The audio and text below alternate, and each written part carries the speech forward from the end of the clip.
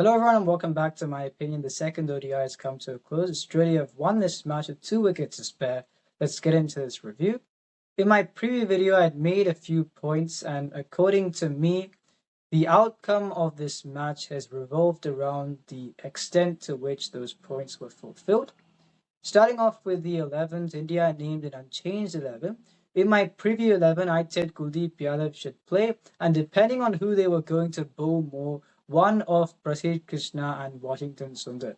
If they were going to play Prasidh Krishna, if they wanted to play 3 frontline seamers alongside Nitish Kumar Reddy, then they could go down that route, but Kuldeep Yadav had to play. Harshit Rana retained his place.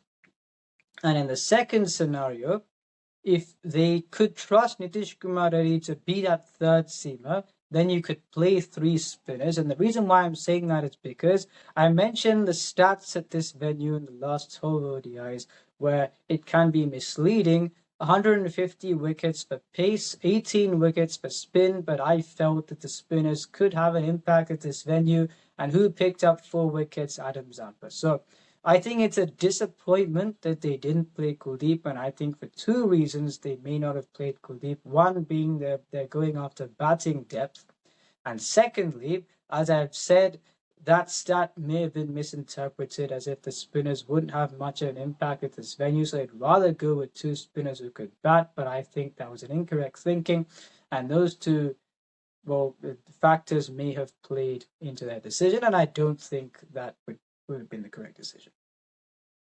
And now for Australia, I said Nathan Ellis was a defensive seamer, so I would bring in Xavier Bartlett. They did that, and he picked up 3 wickets when he going for 39 runs. And I thought they'd play Josh Felipe again, but Alex Carey took his place. And as I'd expected, Marnus Labuschagne wasn't brought into the side because they wanted to give Matthew Short and Matthew Renshaw another opportunity. And Australia won the toss, chose to bowl first. I thought that was unsurprising. And with the India batting, I'll start off with the positives and then going on to the improvements. The positives being, in the first 40 deliveries that he faced, Rohit Sharma at times looked uncomfortable, but after that, the progression, I thought it was very good from him. He looked set to score a century, and unfortunately was dismissed. And there have been some talks to say, and I've mentioned this before. Now, pretend across this 3-match series, you've got a low score, a 50 and a 30. Either Rohit Sharma or Virat Kohli scores that kind of a tally. Then there'd be 2 ways people would be talking about things. They may look at the positive from the 50 and say they should stay on or they're set to stay on, or they may say they should both not be in the side. Rohit Sharma's played very well today, and according to me, I'd still say whether Rohit Sharma and Virat Kohli scored runs in this series was not going to be a sole assessment of how they would go in the next 2 or 3 series. So it's very good that Rohit Sharma scored runs today, and the way that he improved along his innings, the difference between the first 40 balls and the latter 50-odd deliveries, and I hope he continues that. And Shreyas said, I've said many times before, I'll say this again, when a second wicket falls before the 12th over, I've said KL Rahul should bat at 4, and Shreyas said 5, Akshar Patel 6, since they've put him at number 5. Now, in this case, Shreyas said walked out at the end of a 1 ball before the 7th over came to a close, and he played well.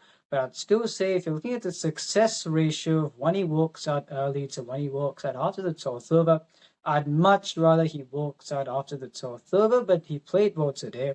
And before I get on to Virat Kohli, KL Rahul, once again, I don't understand why they're wasting him at number 6. Would the right-handers in this team not be able to attack against a left-arm spinner? I don't understand that with how good players of spin they are in white ball cricket. And the hypothetical situation, which didn't go to that extent in this match, but pretend India are 250 for 440 overs. Would they send out KL Rahul to power hit then? Would that be feasible? I don't think so.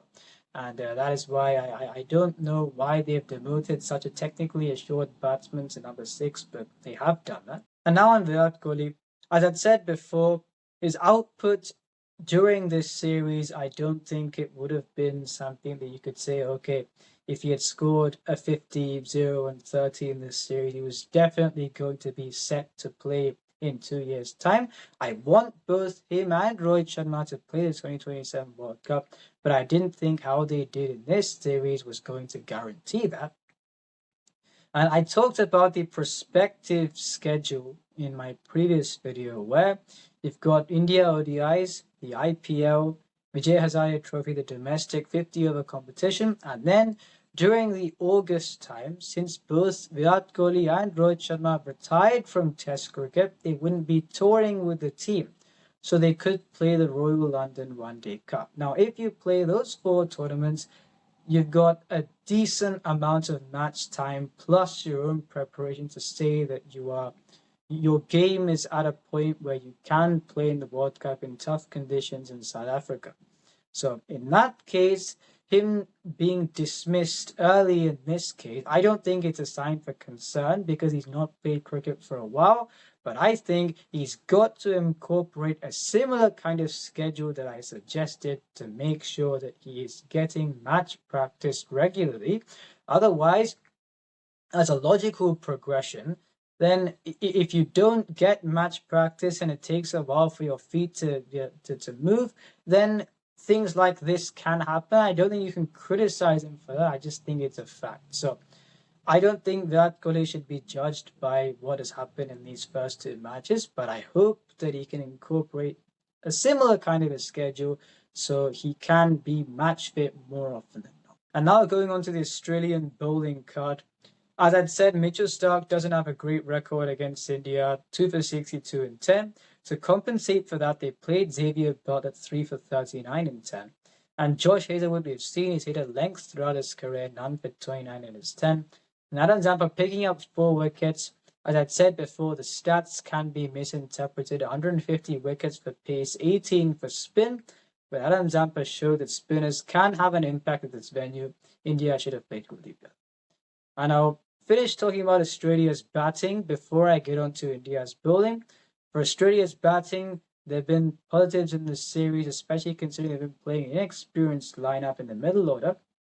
And starting off with Matthew Short, I saw him bat in the IPL a couple of years ago, and whenever a spinner bowled, he used to be dismissed for. He played the fast bowlers well, not so much the spinners. Since then, he's performed in the MLC. Australia have backed him to open in the Champions Trophy campaign. In this series, didn't score many in the first match, then scored a 74 here. He's improved his game, especially the way he plays spin.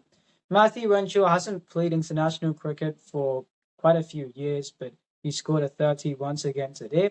And Cooper currently picked up his first 5 for an ODIs, or I think international cricket against South Africa.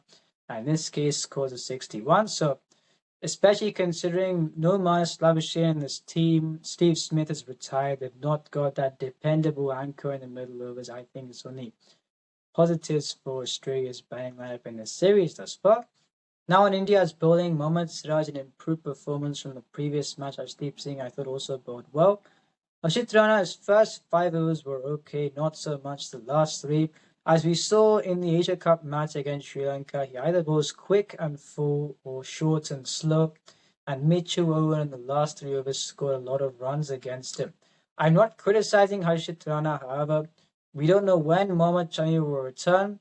Pradeep Krishna is on the bench in this squad, meaning when players who are outside of the squad return to play, based off performance, would Harshit Rana be retaining his place? Now, they may play, but based off performance, will he be retaining his place? I don't think so. And that's why he's in getting chances across formats, and he's got to improve across the board to retain his place, according to me. Washington Sundar 2 for 37 and 7. Akshay Patel, as I'd expected, bowled 10 overs. And as I'd said before, if you're playing Nitish Kumar Reddy at number 8 and he's bowling 3 overs, he does not get into this team. They should have played Kuldeep Yadav at least ahead of him. And if they brought him in as a Hardik Pandya backup, Hardik Pandya bats in this side, he bats at number 7, and he can bowl a decent number of overs. Nitish Kumar Reddy, they aren't bowling him. He's batting at number 8. He's someone who can score 40 runs with the bat. He's more of a batsman than a bowler, can fill in with the ball. So in that case, you're playing him at number 8. leaving out Kuldeep Yadav for batting depth, I don't understand that. So I don't think this is a cause for concern because this team has been doing very well. There are players to return to the side which should bolster this side. But I think who are the newer players who they've introduced, who are they going to retain when the others return? It is a question. So let's see how things go. If you enjoy this video, please subscribe, share, friends. This is my opinion. What's yours?